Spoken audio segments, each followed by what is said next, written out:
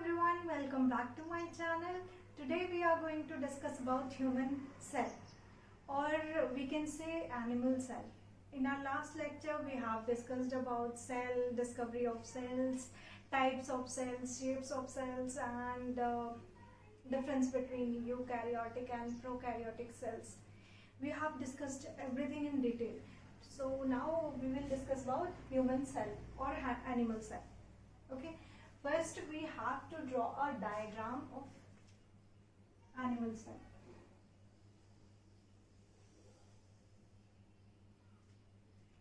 सबसे पहले जब भी हम पढ़ते हैं, कोई भी चीज पढ़ रहे हैं, स्पेशली हम बायोलॉजी पढ़ रहे हैं, तो हमें सबसे पहले डायग्राम ड्रॉ करना आना जरूरी चाहिए, क्योंकि वो हम डायग्राम से चीजें समझते हैं। बायोलॉजी ऐसी चीज है कि रटने की चीज नहीं है। लोग बोलते हैं कि बायोलॉजी थ्योरेटिकल पार्ट है तो रटना पड़ता है, ये सारी चीजें ना, तो रटने वाली चीजें नहीं है। अगर यकीन मानिए, अगर आप समझ के चीजें करेंगे तो बायोलॉजी आपको रटने की अलग से जरूरत नहीं पड़ेगी। ठीक है, तो आप डायग्राम जब भी आप पढ़ते हैं, क्या होता है, रटने की हमें जरूरत कब पड़ती है? जब हम समझते नहीं है चीजों को। ठीक है, बच्चे क्या करते हैं, डायग्राम नहीं देखते, पहले चीजें रटने की कोशिश करते हैं कि है क्या क्या चीजें। वो क्वेश्चन देखते हैं, ऐसे पूछे जा रहे हैं, ठीक है हमें ऐसे ऐसे याद करनी है चीजें, पॉइंट रटने की कोशिश करते हैं, उसमें कंफ्यूजन बना रहता है। अगर आप समझ गए चीजें तो आपको अलग से रटने की जरूरत नहीं पड़ेगी। बायोलॉजी समझने की चीज, आप समझ, अगर आपको समझ आ गई चीजें तो आपको अलग से रटने की जरूरत नहीं होगी। लास्ट लेक्चर पे हमने बात करी थी सेल क्या होती है, सबसे छोटी यूनिट है। जैसे कोई घर बनाने के लिए ईंट की जरूरत होती है, ईंट से मिलकर वॉल बनी होती है, वॉल से मिलकर बहुत सारी वॉल से मिलकर एक रूम बना होता है, बहुत सारे रूम्स मिलकर फिर घर बनता है। वैसे ही हमारा सेल से मिलकर क्या बना होता है, बहुत सारे सेल्स हमारे बनेंगे टिश्यू, बहुत सारे टिश्यू मिलकर हमारे बनाएंगे ऑर्गन। ठीक है, बहुत सारे ऑर्गन्स मिलके क्या बनेंगे, ऑर्गन सिस्टम। बहुत सारे ऑर्गन सिस्टम्स मिलकर हमारा ऑर्गेनिज्म तैयार है। ठीक है, ये फाइनल इंडिविजुअल है। कोई भी ऑर्गेनिज्म, कोई भी लिविंग ऑर्गेनिज्म को समझने के लिए हमें चीजें ये यहाँ से स्टार्ट हो रहा है, सेल से स्टार्ट हो रहा है, सेल से टिश्यू, टिश्यू से ऑर्गन, ऑर्गन से ऑर्गन सिस्टम, ऑर्गन सिस्टम से ऑर्गेनिज्म। ये बेसिक चीजें हैं जो याद होनी चाहिए, पता होनी चाहिए। ठीक है, अब हम समझेंगे एनिमल सेल। ये हमारा एनिमल सेल है। सबसे पहले हमें जानना है कि ये आउटर लेयर क्या होगी। आउटर लेयर हमारी होगी सेल मेम्ब्रेन,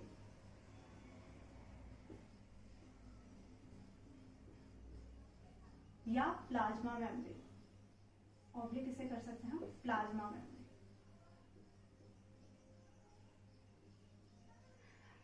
सेल मेम्ब्रेन और प्लाज्मा मेम्ब्रेन एनिमल सेल और प्लांट सेल दोनों में कॉमन होती है। ठीक है, ये है सेल मेम्ब्रेन।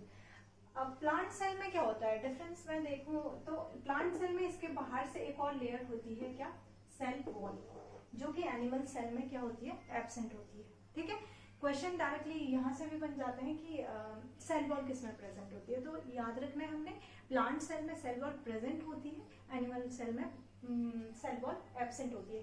एनिमल सेल जब भी हम बनाएंगे, सबसे आउटर लेयर हमारी होगी सेल मेम्ब्रेन या प्लाज्मा मेम्ब्रेन। ठीक है, हम प्लाज्मा मेम्ब्रेन की बात कर रहे थे। Plasma membrane cell, plant cell और एनिमल सेल दोनों में प्रेजेंट होती है। ठीक है, डिफरेंस क्या है सेल मेम्ब्रेन का, प्लाज्मा मेम्ब्रेन या सेल मेम्ब्रेन जो भी हम कहें, इसमें डिफरेंस क्या है। जो प्लाज्मा मेम्ब्रेन एनिमल सेल्स में जो बनी होती है वो प्रोटीन की बनी होती है, और प्लांट सेल में सेल्यूलोज की बनी होती है, बस यही डिफरेंस है।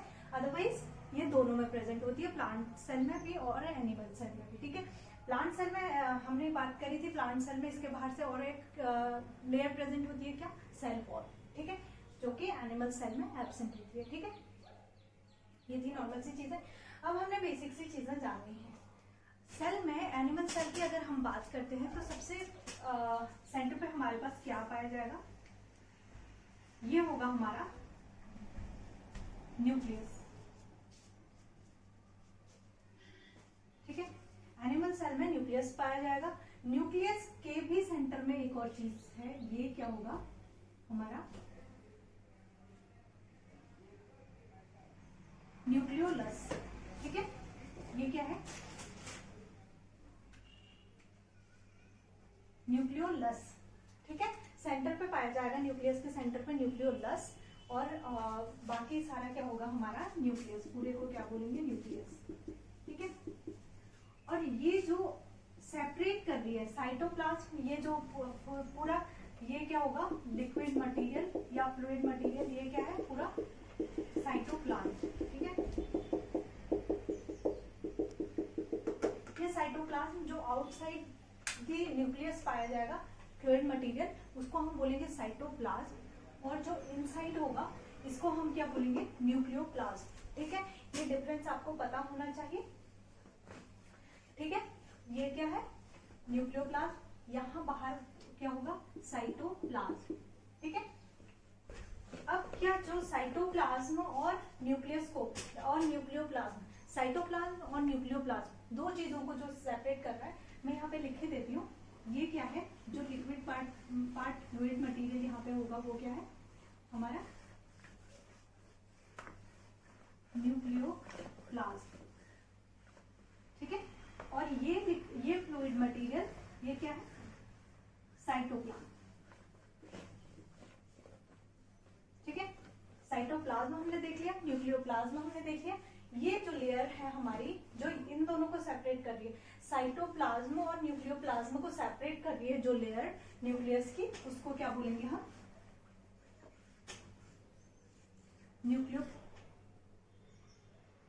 Nuclear membrane.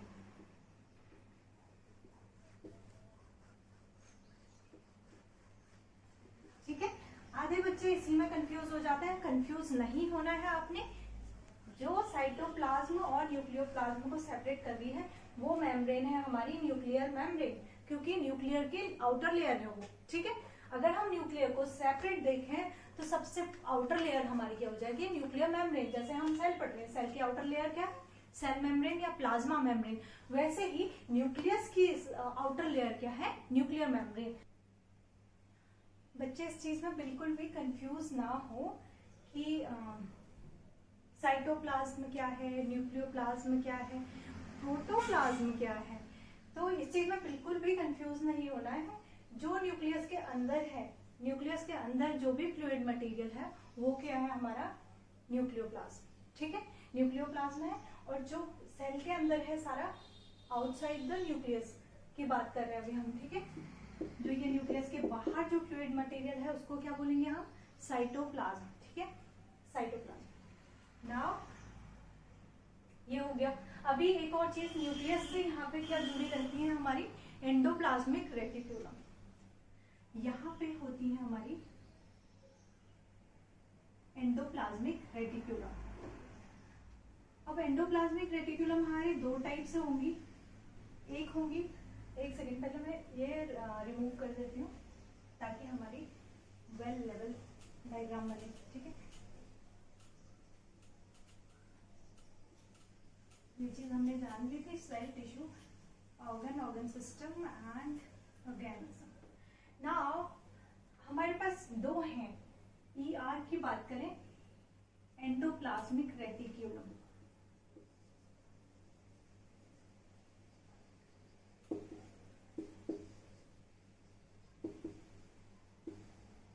ठीक है। एंडोप्लाज्मिक रेटिक्यूलम की अगर हम बात करें, हमारे पास क्या है दो टाइप के endoplasmic reticulum, smooth endoplasmic reticulum या स्मूथ ER बोल सकते हैं हम इसको, और सेकंड होगा हमारा rough endoplasmic reticulum, rough ER। ठीक है, अब इसमें क्या है रफ एंडोप्लाज्मिक रेटिक्यूलम क्या में क्या होंगे, ऐसे ऐसे करके यहाँ पे लगे होंगे राइबोसोम्स। ठीक है, ये हो गया हमारा रफ एंडोप्लाज्मिक रेटिक्यूलम। इसमें जो ये चीज है, ये जो प्रेजेंट है, इसमें राइबोसोम्स इसमें प्रेजेंट होते हैं, इसीलिए इसको क्या बोलते हैं रफ एंडोप्लाज्मिक रेटिक्यूलम। राइबोसोम्स, ठीक है। राइबोसोम्स प्रेजेंट है रफ एंडोप्लाज्मिक रेटिकुलम में, और ये वाले होंगे स्मूथ एंडोप्लाज्मिक रेटिकुलम और SER, ठीक है। Rough smooth endoplasmic reticulum, rough endoplasmic reticulum. Rough में क्या प्रेजेंट है? राइबोसोम्स। राइबोसोम्स क्या करते हैं? राइबोसोम्स हमारा प्रोटीन सिंथेसिस करेंगे। प्रोटीन सिंथेसिस मेनली होता है राइबोसोम्स के द्वारा, ठीक है। यहाँ पे हम लिखेंगे प्रोटीन सिंथेसिस।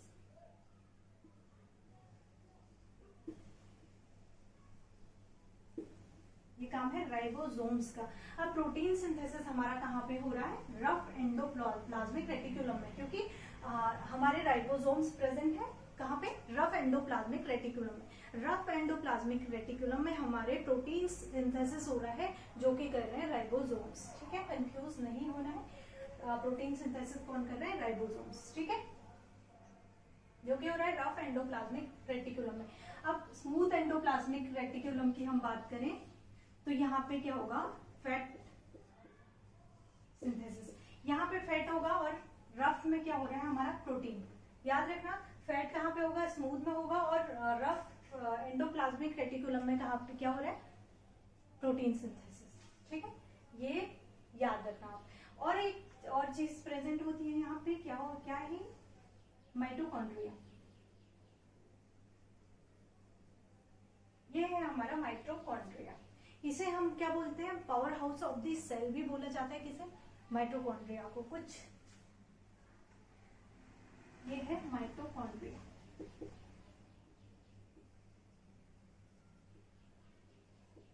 ठीक है। माइटोकॉन्ड्रिया को हम क्या बोलते हैं? Power house of the cell. क्यों बोल रहे हैं power house of the cell? क्योंकि क्रेब्स साइकिल इसी में हो रही है। हमारी जो सिंथेसिस हो रही है, क्रेब्स साइकिल होता है, एटीपी फॉर्मेशन हो रहा है। जो भी हमारी एनर्जी स्टोर रहती है वो किस फॉर्म में रहती है? एटीपी के फॉर्म में। एटीपी की फुल फॉर्म है एडिनोसिन ट्राइफॉस्फेट।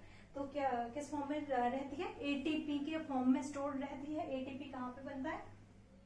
ये सारी फॉर्मेशन क्रेब्स साइकिल के द्वारा कहाँ पे हो रही है? माइटोकॉन्ड्रिया में। That's why we are saying that mitochondria is the power house of the cell, ठीक है। याद रखना आपने। यहाँ पे इसको रिमूव करके मैं क्या कर देती हूँ? कुछ इंपॉर्टेंट पॉइंट्स लिख देती हूँ, जो बहुत ज्यादा जरूरी है समझने, ठीक है। जब भी हम एनिमल सेल पढ़ते हैं, यहाँ से डायरेक्ट क्वेश्चन बनते हैं, तो कुछ इंपॉर्टेंट क्वेश्चन है जो बिल्कुल हमने याद रखने चाहिए, हमें याद रखने होंगे। वो है, मैं यहाँ पे कर देती हूँ। ये था हमारा रफ एंडोप्लाज्मिक रेटिक्यूलम, और वी कैन से RER और SER, ठीक है। कुछ इंपॉर्टेंट पॉइंट हैं। सबसे पहले अगर हम सेल की बात करें, cell was discovered by Robert hook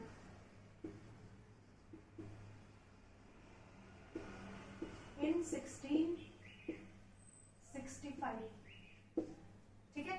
ये हमने प्रीवियस लेक्चर में भी देखा था, जब सेल हमने डिटेल में देखी थी। Eukaryotic cell, prokaryotic cell, everything in detail हमने देख लिया, ठीक है।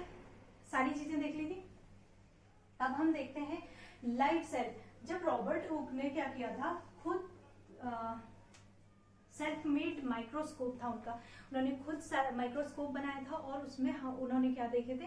कॉर्क सेल में, कॉर्क सेल कौन से हैं जो हम देखेंगे प्लांट्स में, जो बाहर की जो लेयर है, सेल वॉल है, उसमें कुछ क्या हो जाती है? बाहर से लेयर जैसी निकल जाती है। उसी में से उन्होंने एक सेल निकाल के, मतलब पार्ट सेक्शन कट करके उसको माइक्रोस्कोप में देखा था। उसी को कॉर्क सेल बोलते हैं। कॉर्क सेल में उन्होंने क्या देखा? हनीकॉम जैसा स्ट्रक्चर देखा, जिससे उन्होंने नाम दिया सेल, ठीक है। उन्होंने डेड सेल मेनली जो कॉर्क सेल थे वो डेड सेल थे। अब लाइव सेल किसने करी? अगर डेड सेल रॉबर्ट हुक ने करी, तो लाइव सेल की डिस्कवरी करी। लाइव सेल हम याद रख सकते हैं L से ल्यूवेनहॉफ, ठीक है। ल्यूवेनहॉफ ने क्या करी? लाइव सेल की डिस्कवरी, ठीक है। डेड नॉर्मल सेल पूछे तो रॉबर्ट हुक, लाइव सेल पूछे तो ल्यूवेनहॉफ, ठीक है, कंफ्यूज नहीं होना है। नेक्स्ट है हमारे पास क्या प्रेजेंट है सेल में, न्यूक्लियस प्रेजेंट है। न्यूक्लियस की डिस्कवरी, न्यूक्लियस, अब हम देखते हैं न्यूक्लियस, हमारे पास न्यूक्लियस है, न्यूक्लियस की डिस्कवरी किसने करी, यहाँ से डायरेक्ट क्वेश्चन बनते हैं। अगर हो सकता है आपसे ऑब्जेक्टिव पूछ लें या फिल इन द ब्लैंक्स में कुछ ऐसा जाए, तो फिर न्यूक्लियस की डिस्कवरी किसने करी, रॉबर्ट ब्राउन।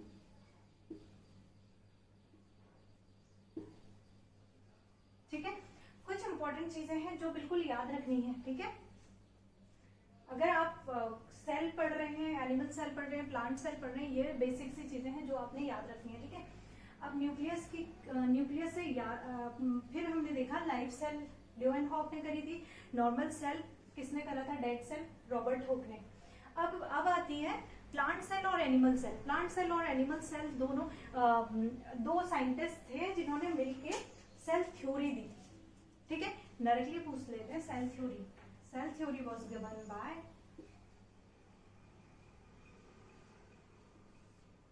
दो साइंटिस्ट थे जिन्होंने, एक ने प्लांट सेल में, एक ने एनिमल सेल में स्टडी करी, फिर दोनों ने कंबाइन क्या दी, cell theory. Cell theory was given by Schleiden and Schwann. ठीक है, ये दो साइंटिस्ट थे जिन्होंने सेल थ्योरी दी थी, एक ने प्लांट सेल और एक ने एनिमल सेल पे काम किया, फिर दोनों ने कंबाइन होके क्या दी, सेल थ्योरी। ठीक है, ये कुछ पॉइंट्स हैं जो बिल्कुल याद रखने हैं आपने। 4 पॉइंट्स ये हो गए और मैं पॉइंट्स दिखाती हूँ, तब तक आप ये नोट कर लीजिए, बहुत इंपॉर्टेंट है, यहाँ से डायरेक्ट क्वेश्चन बनता है। ठीक है, जब भी आप सेल पढ़ रहे हो तो डिटेल में ये सारी चीजें आपको बहुत ऐसे याद होनी चाहिए, जो जहां से डायरेक्ट क्वेश्चन पूछ लिए जाते हैं। अगर आपको कोई भी कंपटीशन के कॉम्पिटेटिव एग्जाम दे रहे हो, वहां भी पूछ लेते हैं डायरेक्ट यहाँ से क्वेश्चन। और अगर आप अपनी क्लास के लिए पढ़ रहे हो, स्कूल के लिए, तो तब भी यहाँ से क्वेश्चन बनता है। या तो आपसे ऑब्जेक्टिव क्वेश्चन पूछ लेते हैं यहाँ से, या फिर आपसे फिल इन द ब्लैंक्स में कोई भी रख देते हैं, तो आपको याद रखना होगा। ये डायग्राम, ये तो लेंथी क्वेश्चन आते ही आते हैं, प्लस शॉर्ट क्वेश्चंस के लिए आपको ये चीजें पढ़नी बहुत जरूरी है। ठीक है, जो याद होने बहुत जरूरी है। ठीक है,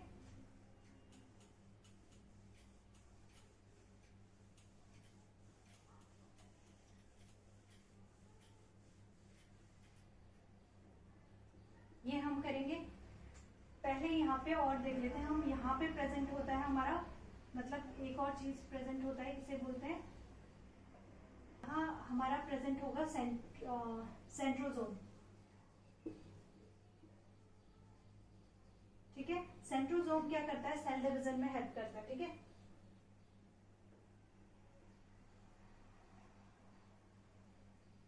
सेंट्रोजोम में हमारा क्या होगा, सेल डिवीजन होगी। सेल डिवीजन कहाँ होगी, डायरेक्ट क्वेश्चन आए तो कहाँ होगा हमारा, सेंट्रोजोम में सेल डिवीजन होगा। ठीक है, सेल डिवीजन होगा। अब हमारी ह्यूमन बॉडी में एक ऐसा सेल है जहाँ पे सेल डिवीजन नहीं होता है, तो यहाँ से भी क्वेश्चन बन सकता है। तो कौन सा ऐसा सेल है जहाँ पे सेल डिवीजन नहीं होता, तो वो है न्यूरॉन। ठीक है, न्यूरॉन में सेल डिवीजन नहीं होता, और बहुत ज्यादा सेल डिवीजन कहाँ पे होता है, हमारे लिवर में। ठीक है, ये याद रखना है आपने, लीवर में सबसे ज्यादा सेल डिवीजन हो रहा है, न्यूरॉन में सेल डिवीजन नहीं होता है। पूछ लेंगे क्वेश्चन, सेल डिवीजन कहाँ पे नहीं होता, कौन से सेल में नहीं होता, न्यूरॉन में सेल डिवीजन नहीं होता है, और मैक्सिमम सेल डिवीजन कहाँ पे हो रहा है, लीवर में। ठीक है, ये याद रखना है। सेंट्रोजोम में सेल डिवीजन हो रहा है। ये है power house of the cell, mitochondria, इतना आपने याद रखना है। और हमारे पास rough endoplasmic reticulum, smooth endoplasmic reticulum हमने देख लिया। ठीक है, अब यहाँ पे प्रेजेंट होते हैं गोल्जी बॉडीज। ये होंगी हमारी गोल्जी बॉडीज। इसको गोल्जी बॉडीज या गोल्जी अपरेटस कुछ भी बोल सकते हैं। ठीक है, गोल्जी बॉडीज, गोल्जी अपरेटस, इतनी चीजें हैं जो आपने एक एनिमल सेल में याद रखनी है। ठीक है, बहुत इंपॉर्टेंट है। अब हम देखते हैं, हमने सबसे पहले बात करी थी इसमें प्रेजेंट होता है। हाँ, कुछ इंपॉर्टेंट चीजें पहले हम बताने वाले थे। क्या इंपॉर्टेंट चीजें हैं हमारे पास, हमने हमने देख लिया था इनकी डिस्कवरी किसने करी, न्यूक्लियस की किसने करी, लाइफ सेल की किसने करी, सेल थ्योरी किसने दी, सारी चीजें हमने देख ली हैं। ठीक है, अब हम देखेंगे, हम बात करें स्मॉलेस्ट सेल।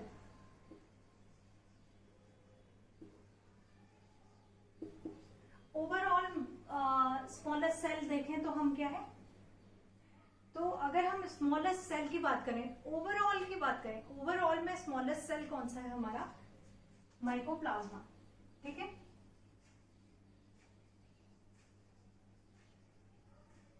स्मॉलेस्ट सेल हो जाएगा माइकोप्लाज्मा। वहीं ओवरऑल में लार्जेस्ट सेल की बात करें हम, ठीक है, स्मॉलेस्ट सेल का जो माइकोप्लाज्मा है इसका ये कितना होता है, 0.1 से 0.3 माइक्रोमीटर इसका साइज होगा। ठीक है, जो स्मॉलेस्ट सेल है माइक्रोप्लाज्मा 0.1 से 0.3 माइक्रोमीटर। ठीक है, अब लार्जेस्ट सेल की बात करें हम,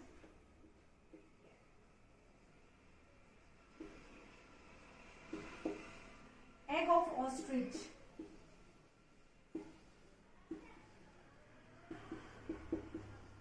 ठीक है, एग ऑफ ऑस्ट्रिच, जो शतुरमुर्ग का अंडा होता है वो क्या है हमारा, ओवरऑल की बात करें, ओवरऑल सेल सबसे बड़ा सेल किसका होता है, शतुरमुर्ग का अंडे का सेल जो है वो सबसे बड़ा सेल होता है। ठीक है, सबसे छोटे की बात हमने करी माइकोप्लाज्मा है, सबसे बड़ा लार्जेस्ट सेल है हमारा एग ऑफ ऑस्ट्रिच। ठीक है, याद रखना है, क्वेश्चन डायरेक्ट बनते हैं यहाँ से। ठीक है, नेक्स्ट हम देखें, ये तो हमने ओवरऑल की बात करी। इन ह्यूमन बीइंग, हम एनिमल सेल पढ़ रहे हैं, हम ह्यूमन बीइंग की बात करेंगे। ठीक है, इन ह्यूमन बीइंग अगर हम स्मॉलेस्ट सेल की बात करें, smallest cell in human being,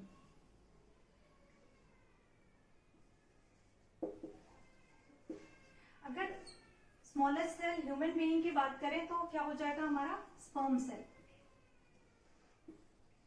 ठीक है, स्मॉलेस्ट क्या हो जाएगा हमारे पास, स्पर्म सेल। ह्यूमन बीइंग की क्वेश्चन, आप कभी भी क्वेश्चन करते हैं तो क्वेश्चन का पैटर्न समझिए कि उसने ओवरऑल बात करी है तो हमारा क्या होगा, माइकोप्लाज्मा होगा। अगर उसने ह्यूमन बीइंग की बात करी है या आपसे एनिमल सेल पूछे तो स्पर्म सेल क्या होगा, सबसे स्मॉल। ठीक है, स्मॉलेस्ट सेल हो जाएगा स्पर्म सेल। ठीक है, वहीं हम लार्जेस्ट सेल की बात करें,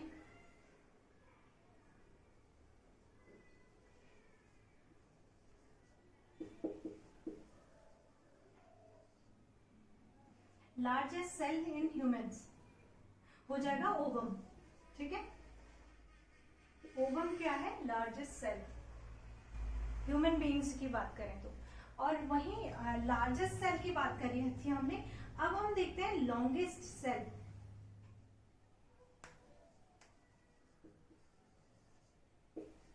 याद रखना, लार्जेस्ट सेल और लॉन्गेस्ट सेल में डिफरेंस है। लार्जेस्ट सेल मतलब सबसे बड़ा सेल, ठीक है, उसका ओवरऑल सबसे बड़ा होगा वो।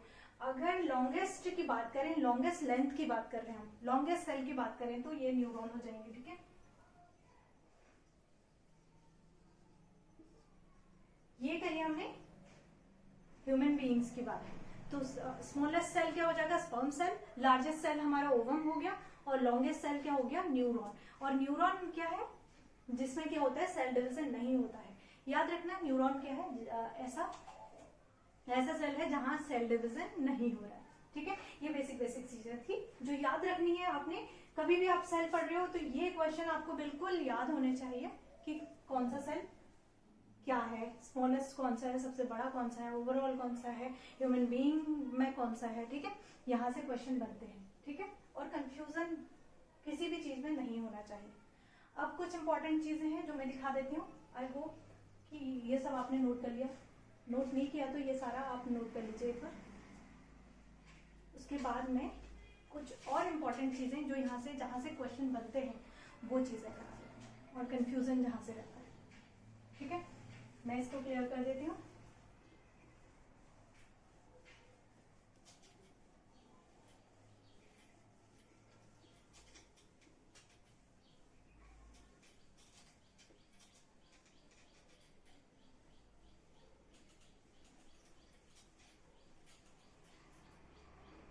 ये है हमारा SER, स्मूथ एंडोप्लाज्मिक रेटिक्यूलम। ठीक है, अब हम देखते हैं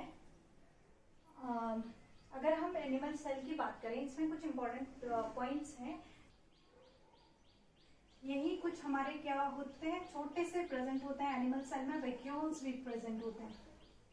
ठीक है, वैक्यूल्स आपको प्लांट सेल में देखने को मिलेंगे mainly, but in case of animal cells छोटे से प्रेजेंट होते हैं जिसमें पानी स्टोर रहता है, वाटर स्टोरेज का काम करते हैं। ठीक है, और नेक्स्ट हम देखेंगे कुछ इंपॉर्टेंट पॉइंट्स। और चीज प्रेजेंट है यहाँ पे, ये क्या हम बना देते हैं, क्या प्रेजेंट है, लाइसोसोम्स। सारी सेल्स में प्रेजेंट होंगे कौन, क्या, लाइसोसोम्स। ठीक है, अब हम देखते हैं क्या, ये हमारा पूरा टोटल एनिमल सेल्स बन गया, सेल बन चुका है।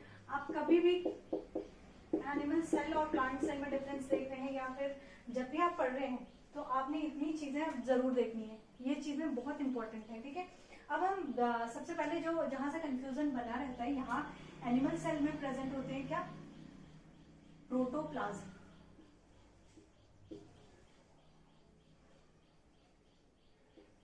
प्रोटोप्लाज्म जो भी ओवरऑल फ्लूइड मटेरियल है, ओवरऑल की बात करें हम एनिमल सेल की, ओवरऑल फ्लूइड मटेरियल जितना है इसमें, इंक्लूडिंग ये न्यूक्लियस वाला।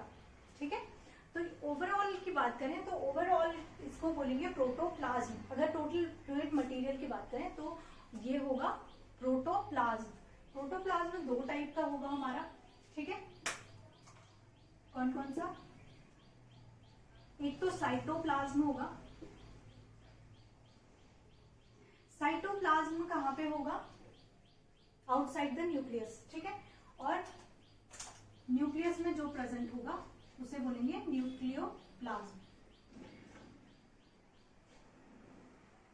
ठीक है, ये कंफ्यूजन दूर हो गया। ओवरऑल फ्लूइड मटेरियल क्या हो गया, प्रोटोप्लाज्म, और जो न्यूक्लियस के अंदर होगा न्यूक्लियोप्लाज्म, और जो न्यूक्लियस के बाहर होगा सेल मेम्ब्रेन के अंदर और न्यूक्लियस के बाहर जो प्रेजेंट होगा पूरा फ्लूइड मटेरियल, जिसमें सारे क्या है, सारे एपरेटस प्रेजेंट हैं एनिमल सेल के, वो क्या होगा हमारा साइटोप्लाज्म। ठीक है, साइटोप्लाज्म। आई होप ये आपको ये कंफ्यूजन दूर हो गया। ठीक है, सबसे ज्यादा कंफ्यूजन रहता है तो प्रोटोप्लाज्म क्या है, न्यूक्लियोप्लाज्म क्या है, साइटोप्लाज्म क्या है। आई होप कि अब ये क्लियर हो गया आपको। ठीक है, नेक्स्ट हम देखेंगे, नेक्स्ट कुछ पॉइंट्स हैं जो हमें याद रखने हैं। Power house of the cell किसे कहते हैं, क्वेश्चन जहां से बनते हैं वही हम बता रहे हैं। ठीक है,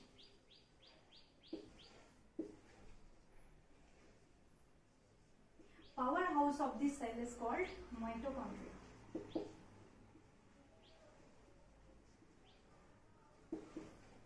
ठीक है, माइटोकॉन्ड्रिया।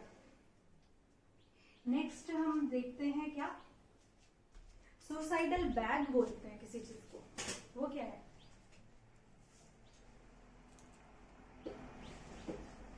यही से क्वेश्चन बनते हैं। अगर आपने पढ़ा नहीं है तो फिर आप कंफ्यूज रहते हैं। सुसाइडल बैग्स होते हैं हमारे lysosomes.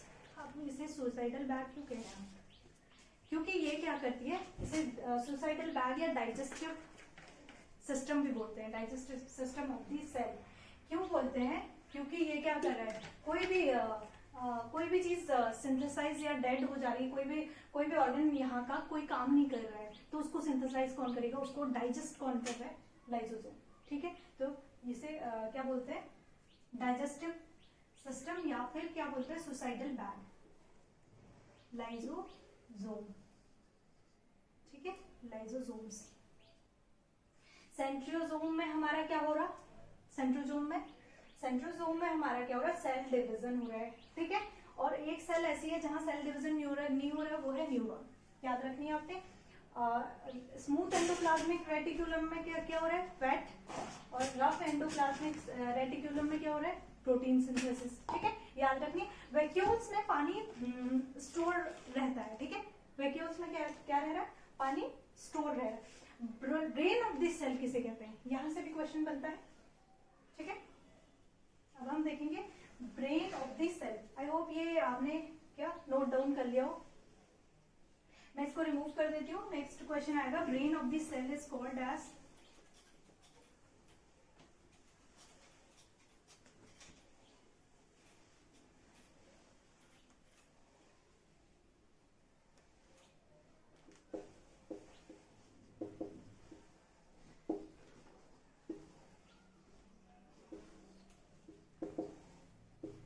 Brain of this cell is called as nucleus. क्यों न्यूक्लियस को क्यों कह रहे हैं? न्यूक्लियस को हम ब्रेन क्यों कह रहे हैं? क्योंकि यहाँ पे एक और चीज, न्यूक्लियस के बाहर से ऐसे थ्रेड लाइक स्ट्रक्चर आपको देखने को मिलेगा, जिसे क्या बोलेंगे हम, क्रोमेटिन। ठीक है, ये पार्ट क्या हो जाएगा, क्रोमेटिन। अब इसी में क्या प्रेजेंट है हमारा न्यूक्लियस में? न्यूक्लियस में हमारा क्या प्रेजेंट है?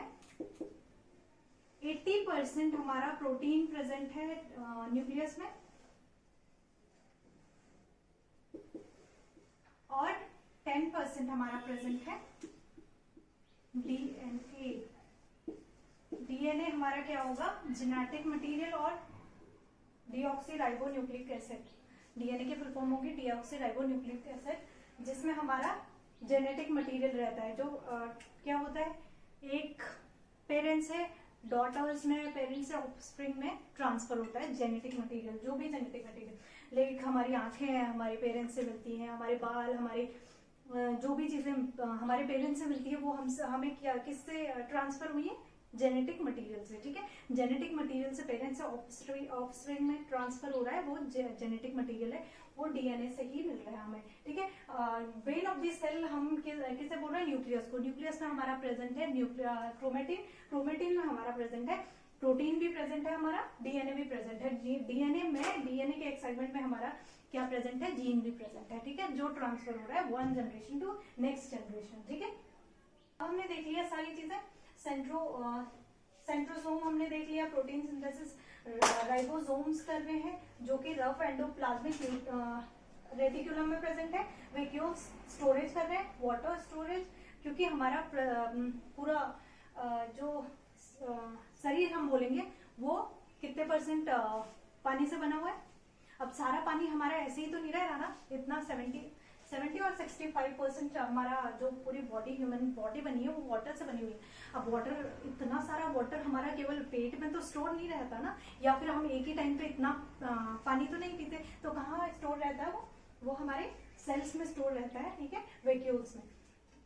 नेक्स्ट है हमारा न्यूक्लियस, हमने देखा। सेल मेम्ब्रेन हमने देखी। Cell membrane in case of animal cell it is made up of protein, in case of plant cell it is made up of cellulose. ठीक है, ये याद रखना है। न्यूक्लियस हमने देख लिया था। न्यूक्लियस की डिस्कवरी किसने करी थी, रॉबर्ट ब्राउन ने करी थी। क्रोमेटिन हमें पता है, क्रोमेटिन में हमारा डीएनए, आरएनए सब कुछ प्रेजेंट है। नेक्स्ट न्यूक्लियस हमने देखा। Brain of this cell is called as nucleus, क्योंकि इसी में सारी चीजें प्रेजेंट है। और न्यूक्लियर मेम्ब्रेन हमने देख ली, साइटोप्लाज्म और न्यूक्लियोप्लाज्म के बाहर से बीच में जो लेयर प्रेजेंट होगी उसको न्यूक्लियर मेम्ब्रेन हमने बोला है। ठीक है, न्यूक्लियोप्लाज्म हमारा क्या होगा, जो फ्लूइड मटेरियल न्यूक्लियस में प्रेजेंट है न्यूक्लियोप्लाज्म हो जाएगा। गोल्जी अपरेटस हमारे प्रेजेंट है यहाँ। और क्या है, ये साइटोप्लाज्म हो गया। माइटोकॉन्ड्रिया की अब बात हमने कर दी। यहाँ पे हम power house of the cell is called